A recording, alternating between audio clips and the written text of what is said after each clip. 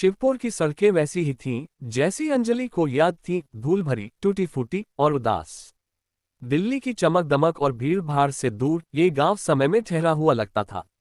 अंजलि शर्मा ने अपनी जीप की खिड़की से बाहर झांका।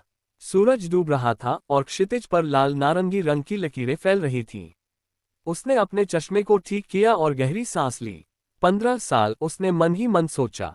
15 साल बाद वापस आना, क्या मैं तैयार थी? उसकी मां की आत्महत्या के बाद अंजलि ने इस गांव को छोड़ दिया था। अब एक पत्रकार के रूप में वह यहाँ एक कहानी की खोज में आई थी, शिवपुर के पुराने घड़ी टावर से जुड़ी रहस्यमयी मौतों की। उसने अपने संपादक को बताया था कि यह एक सनसनीखेज स्टोरी होगी, लेकिन गहरे में वह जानती थी कि यह व्यक्तिगत था। उसकी मां की डायरी में आखिरी पंक्ति थी, घड़ी 2 बार बजेगी और फिर कोई नहीं बचेगा। अंजलि को यह समझना था कि इसका मतलब क्या था। जीप गांव के चौक पर रुकी। कुछ बुजुर्ग लोग चाय की दुकान पर बैठे थे, उनकी आंखें अंजलि की ओर उठीं। वह उतरी और अपने बैग को कंधे पर डाला। शर्मा जी का पुराना घर, उसने एक बुजुर्ग से पूछा। वो वाला, उसने टेढ़ी मेढ़ी उंगली से एक पुरानी हवेली की ओर इशारा किया। पर बिटिया, वहां रुकने की सोच रही हो तो सावधान रहना। उस घर में कुछ ठीक नहीं। अंजलि ने हल्की सी मुस्कान दी। मैं पत्रकार हूं अंकल, भूत प्रेत की कहानियों से नहीं डरती। बुजुर्ग ने उसकी ओर देखा, उसकी आंखों में डर और चेतावनी थी। यह कोई कहानी नहीं बेटी, घड़ी टावर की बात है। जब वह रात को 2 बार बजती है तो कोई नहीं बचता। अंजलि ने उसकी बात को अनसुना कर दिया और हवेली की ओर बढ़ी। पुराना घर जीर्ण शीर्ण था, इसकी दीवारें बेलों से ढकी थीं और खिड़कियां टूटी हुई थीं। उसने ताला खोला और अंदर कदम रखा। धूल की परतें फर्श पर जमी थीं और हवा में सड़ांध की गंध थी। उसने अपनी टॉर्च जलाई और कमरे को देखा।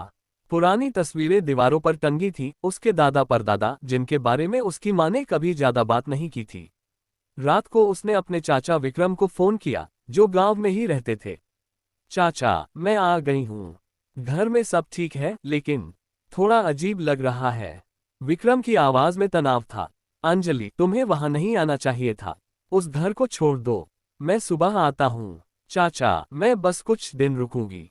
मुझे घड़ी टावर की कहानी समझनी है। उस टावर से दूर रहो, विक्रम ने चेतावनी दी। तुम नहीं जानती कि वह क्या है। फोन कटने के बाद अंजलि ने अपनी नोटबुक निकाली और लिखना शुरू किया। शिवपुर, एक गांव जो समय में ठहर गया है। घड़ी टावर, जो 1857 में अंग्रेजों ने बनवाया था, आज भी गांव के बीचों बीच खड़ा है। स्थानीय लोग कहते हैं कि यह शापित है।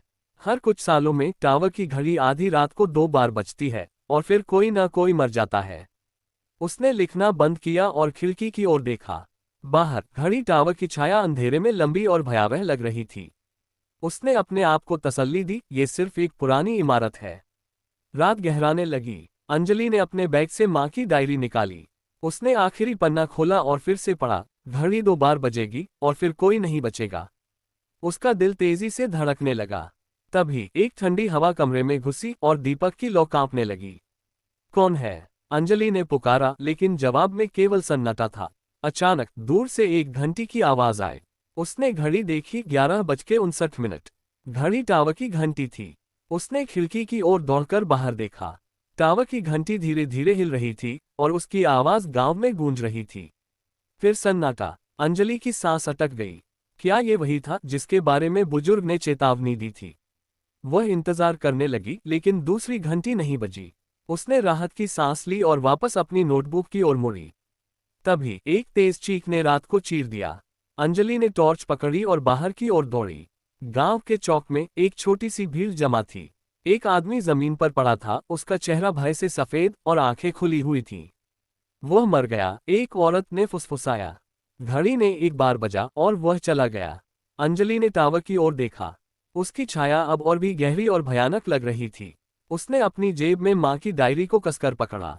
ये सिर्फ एक संयोग है, उसने खुद को समझाया। लेकिन उसके मन में एक डर पनप रहा था, क्या घड़ी वाकई 2 बार बजेगी?